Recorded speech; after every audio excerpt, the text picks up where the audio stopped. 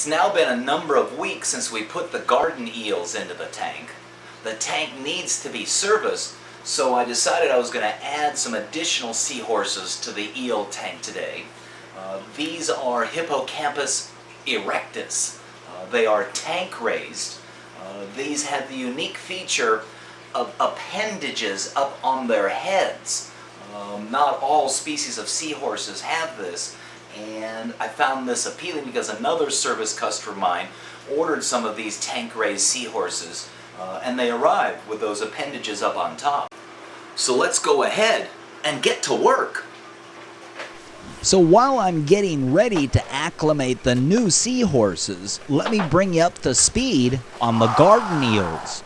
Of the 6 that we purchased, 4 of the spotted and 2 of the green or golden eels, we did lose 1 each spotted eel and 1 each golden eel almost within a couple of days.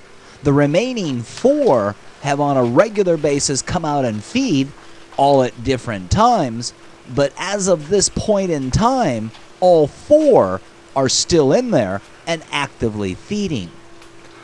So if you haven't figured it out yet, this is the hexagon-shaped tank. This is my own incarnation or version of what a seahorse tank would be, in this case, in a hexagon shape. You can see here is the opening into the tank. Back here is the filter compartment. This is built into the aquarium. Water exits the tank into the overflow chamber. This is where the heater is located.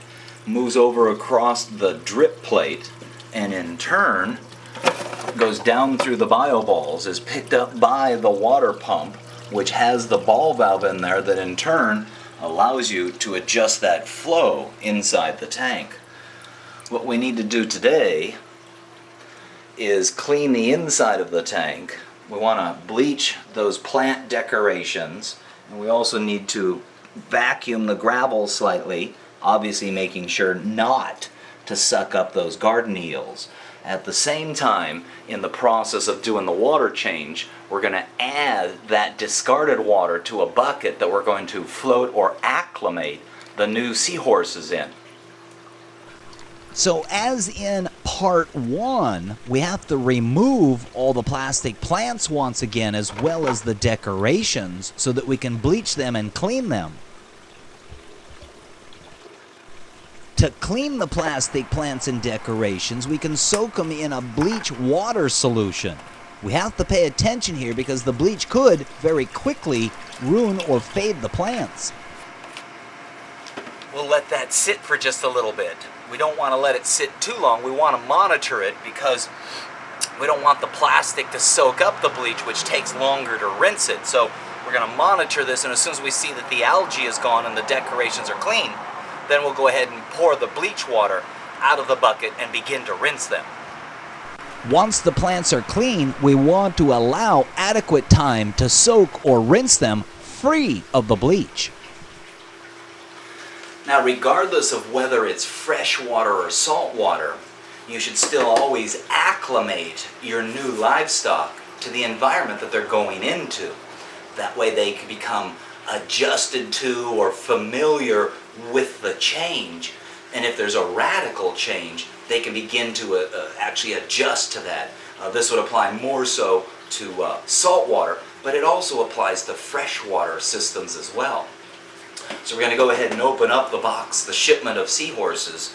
We're going to take and place that bag that they've arrived in a bucket of water that we're going to take from the tank, because the first step is to allow them to get used to the changes in temperature. This shipping box was on a plane last night. It either has a heat pack or a cold pack in here, one of the two, in an attempt to maintain a consistent temperature. We want to allow the livestock inside that bag to adjust to the temperature of the water in our tank. So that would be temperature acclimation. So let's go ahead and open up the box, get them into a bucket, and get some water from the tank in there so they can begin to adjust to the temperature. This seahorse supplier has packaged their product in an insulated styrofoam box that's placed within inside a cardboard shipping box.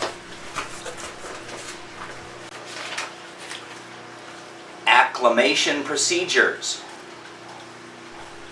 And to remove the styrofoam box from within inside the shipping container, it's sometimes easiest to invert the entire box and slide the cardboard shipping box off the styrofoam container, then re-inverting it. And at that point, you can then cut away the masking tape that holds the top of the box onto the bottom of the box and open it up, revealing the contents within inside.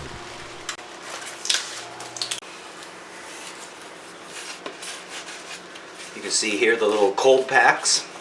Cold packs are used to maintain a cooler temperature within the box. And nicely tucked inside here are our seahorses. We've ordered a total of 10. That means 5 to each bag, and there are 2 bags in the shipping container. Don't know if you can see this, but this is the ones with the appendages up on top. Kind of like camouflage, like weeds or plants growing off them. They have a very Bart Simpson look. So we'll go ahead and lift the 2 bags out of the styrofoam shipping container. We'll place these 2 bags in the bucket down below the aquarium. This is the bucket that we're going to drain the dirty salt water into. Now notice I had shown you earlier the acclimation instructions from this particular seahorse supplier. What they've suggested is not opening up the bags and allowing the water to mix into the bag. Simply allow the bag to float within the water you're going to be introducing the seahorses into. In other words, temperature acclimation only. I'll explain their variation in the acclimation process, but until then, we need to get the tank cleaned up.